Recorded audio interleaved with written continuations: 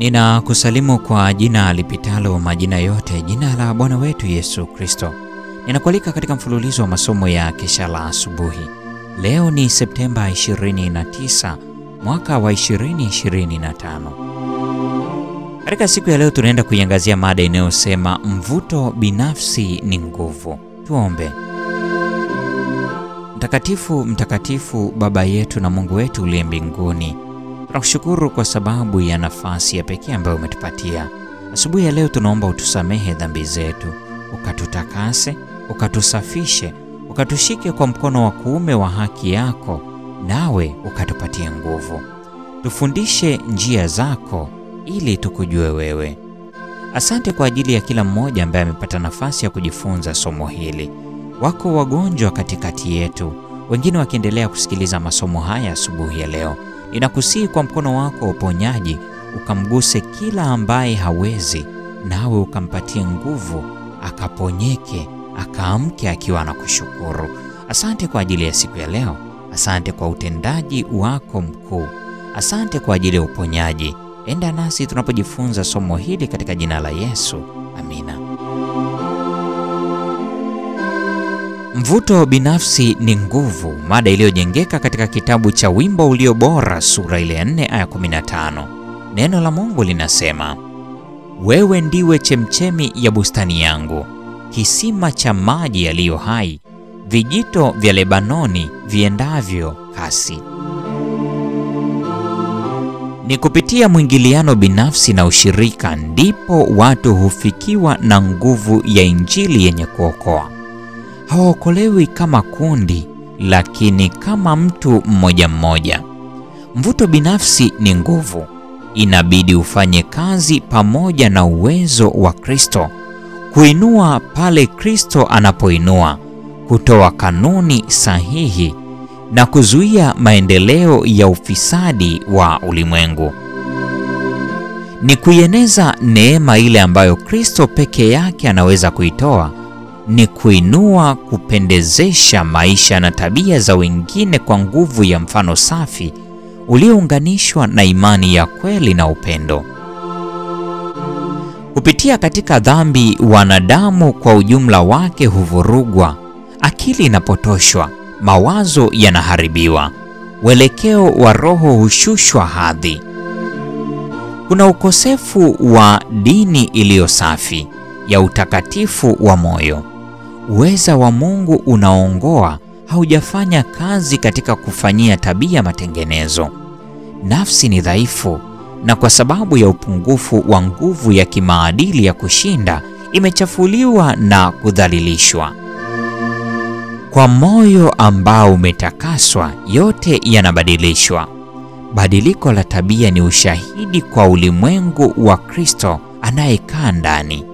Roho wa Mungu hutoa maisha mapya ndani ya nafsi na kuleta mawazo na matamanio katika kuyatii mapenzi ya Kristo, na utu wa ndani hufanywa upya kuwa katika mfano wa Mungu. Wanaume na wanawake wadhaifu na wenye kukosea huonesha kwa ulimwengu kwamba uweza wa kukomboa wa neema unaweza kusababisha tabia yenye kasoro kubadilishwa hadi kuwa na tabia linganifu na yenye kuzaa sana. Moyo unaopokea neno la Mungu si kama dimbwi linalotoa mvuke, si kama birika linalovunjika ambalo hupoteza hazina yake. Ni kama kijito cha mlimani kinacholishwa na chemchemi zisizokoma, ambazo maji yake ni baridi, yenye kung'aa na huruka kutoka mwamba hadi mwamba, yakiburudisha waliochoka, wenye kiu na wenye kulemewa na mizigo mizito. Ni kama mto unaotiririka kila wakati, na kadiri unavyoendelea unazidi kuwa na kina na kuongezeka upana hadi maji yake yenye kutoa uhai yasambazwe juu ya dunia yote. Ndivyo ilivyo kwa mtoto wa kweli wa Mungu.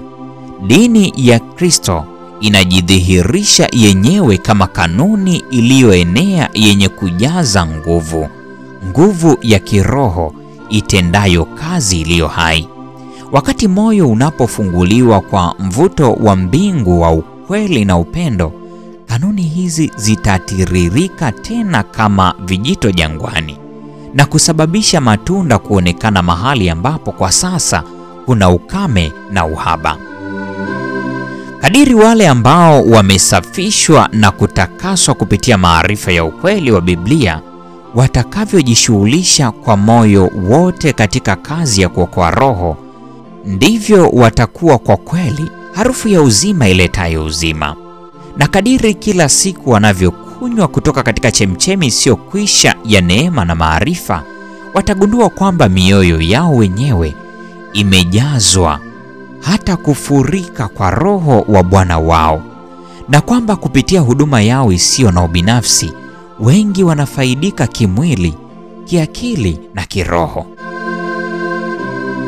Wale waliochoka wanapata nguvu mpya, wagonjwa wanarejeshwa katika afya, na wenye mzigo wa dhambi watafarijiwa. Manabii na Wafalme, ukurasa wa 159 hadi ukurasa wa 161. Mpendwa wa mfuatiliaji wa mfululizo wa masomo haya ya Kesha la Asubuhi, leo ni Septemba 29, siku moja kabla hatujafikia tamati ya mwezi huu wa Septemba, tulipojifunza mada isemayo mvuto binafsi ni nguvu. Na kwa nukta hiyo, mpendwa wa mfuatiliaji wa masomo haya, ndio tunakuwa tumefikia tamati ya tafakari ya somo hili siku ya leo. Neema ya Bwana wetu Yesu Kristo, pendo la Mungu na ushirika wake Roho Mtakatifu dumu kwa nasi sasa na hata milele. Amina.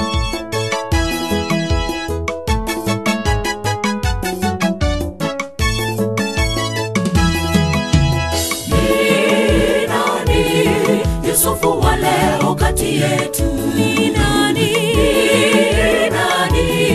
Muaminifu wakati wote, atakayetetea imani hata kufa anapojaribiwa.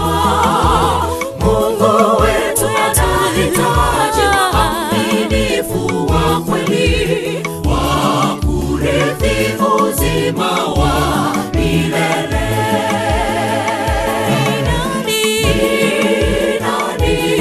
Yusufu wa leo kati yetu ni nani?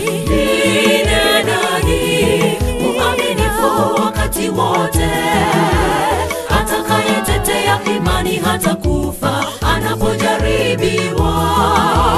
Mungu wetu anahitaji waaminifu wa kweli, wa kurithi uzima wa milele.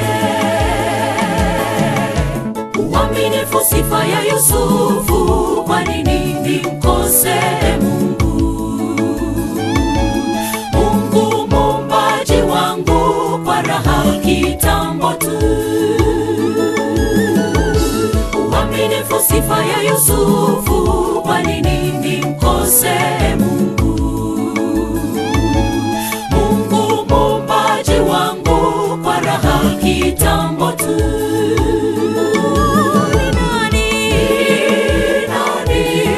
Yusufu wa leo kati yetu ni nani? Muaminifu wakati wote, atakayetetea imani hata kufa anapojaribiwa. Mungu wetu anahitaji waaminifu wa kweli, wa kurithi uzima wa milele.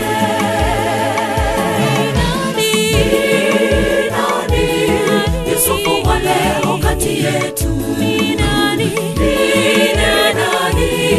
Muaminifu wakati wote, atakayetetea imani hata kufa anapojaribiwa.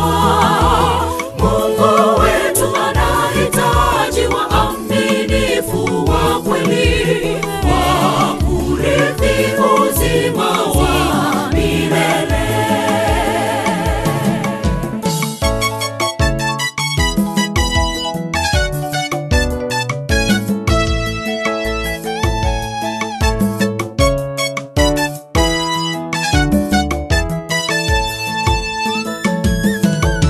Ni wapi ndugu leo jiulize, ni wapi wamkosea Mungu? Mungu muumbaji wetu kwa raha kitambo tu. Ni wapi ndugu leo jiulize, ni wapi wamkosea Mungu? Mungu muumbaji wetu kwa raha kitambo tu.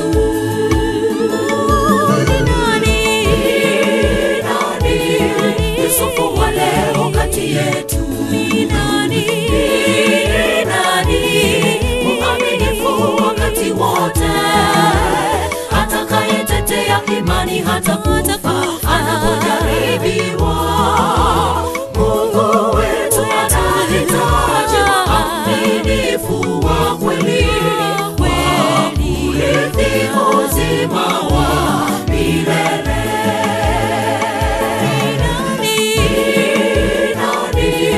Yusufu wa leo kati yetu ni nani?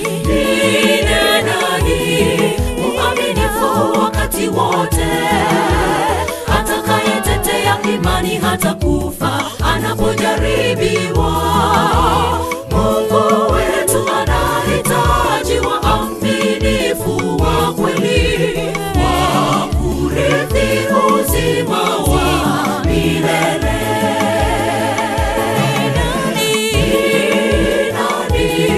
Yusufu wa leo kati yetu ni nani? Mwaminifu wakati wote, atakayetetea imani hata kufa anapojaribiwa. Mungu wetu anahitaji waaminifu wa kweli, wa kurithi uzima wa milele.